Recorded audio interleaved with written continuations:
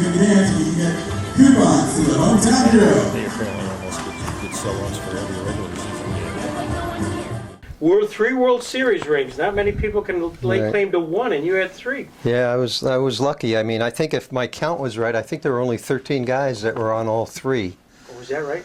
And out of that, I know I've asked certain guys, I'm not sure everybody bought the trophies that every year, because Finley gave us the big trophy the first year. And I bought the other 2 years, but I'm not sure how many guys bought all 3, so that's a pretty nice collection. 67 was my first year in the big leagues in Kansas City, which was the last year before Finley moved the team to Oakland. So coming out to Oakland in 68 was a new experience, fun, and you know, I saw then that the team was going to be pretty good. You know, I got traded, came back, and was there for the 3 World Series teams. Charlie Finley. You read so much about him. What was he like to you as a player? To me, he was a very interesting man. I learned a lot from him. There's a number of guys on our clubs that will probably have different opinions. In fact, I know they have different opinions. He was difficult to deal with. I guess he was a Steinbrenner, you know, kind of like that. I mean, I had a lot of personal dealings with him, you know, contractually and whatever. He was more than fair, I think, at that time, although we probably didn't think so because we were under everybody's thumb, you know, in that era. But we had some good conversations, and he revealed a lot of things. I mean, you know, he wanted to make money, and that was the bottom line. And he saw when the salaries were going to go up, free agency came in, that he was going to get rid of players because he wasn't going to lose money. I mean, he started out as an insurance salesman when he was sick in a hospital, discovering, putting together insurance policies for doctors, I believe it was, and made his money that way. He had told me one story where he owned the Oakland Seals hockey club out there, and I guess the NHL wanted him out so bad. They had offered him $6 million. He paid $3 million, I think, for it just a couple years prior. And he told me, he says, they hate me so much. He said, I'm going to get 6.5 out of them. And he did. And he did. But he was colorful. I mean, I think he should be in the Hall of Fame. You know, Marvin Miller, same way. He did a lot for the game. He changed the game a lot. You know, he crossed paths. He rubbed guys the wrong way. But, you know, a lot of owners did other things, I think, that you probably didn't hear about. He was flamboyant. He was out there. I think his flamboyancy had something to do with us winning, because what I got from him is that he liked you to stand up to him.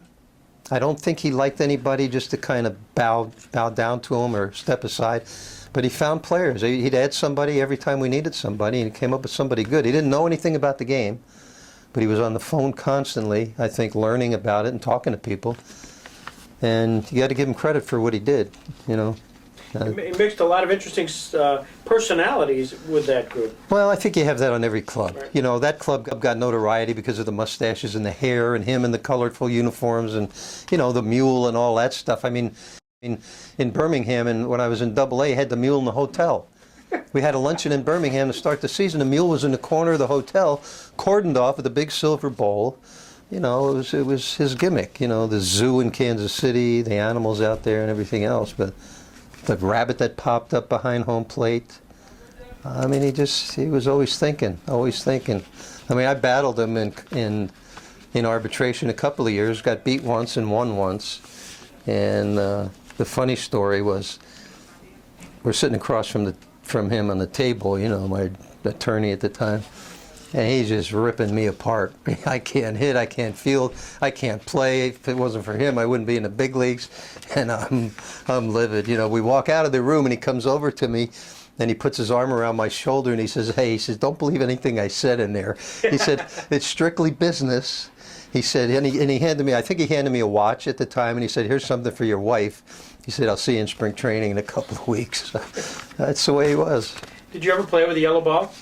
Yeah, that orange ball that we had, yeah, that one spring where the game wound up, I don't know, 15-13 or something. It was just hard to see, and it was very slick. You know, guys couldn't control it. It was, you know, just another of his gimmicks. Yeah. Were you there at the time when he tried to unload the 3 big stars? Well, I had just been traded from Oakland. We were in Yankee Stadium, and he called me in. He traded me for Sonny Siebert, so I was in San Diego. But that was that winter or the winter after, you know, when he tried, again, because of the salaries going up. Right. You know, he tried to get rid of some guys, and you know, Vita was one of them, and Rudy, and of course he got rid of Hunter. But he wasn't going to stand to pay those guys, you know, and that was it. You know, he had the battles with Kuhn, Commissioner Kuhn, all the time. They battled constantly, I think, you know. So it was an interesting time. You joined the club for the second time, which was a World Series year. Did you get a sense that was a team of destiny? Well, when I got traded in '69, they traded me to Seattle at that time, and the club eventually moved to Milwaukee. Okay, that first year. I mean, I knew the club was going to get good. You know, that was an era where I grew up with a lot of those guys. You know, in the minor leagues, you didn't change teams; you were with guys. So most of the guys that formed the nucleus of those winning clubs were already there, and I sensed they were going to be good. You never know. I mean, you never know how good you're going to be from year to year. But when I got traded back to them, we were in the midst of the pennant race that year and whatever. And the only thing I remember about that club, not the only thing I remember, but the thing that stands out about that club, and we just had a reunion, you know, a month ago out there, even talking to these guys now. Dick Williams ran the club, but I think that club could have probably run itself. I mean, the intensity and the focus that each individual had was real different. I played in St. Louis a little bit when Gibson was there, and Brock, you know, and a lot of those guys, and they kind of had the same thing.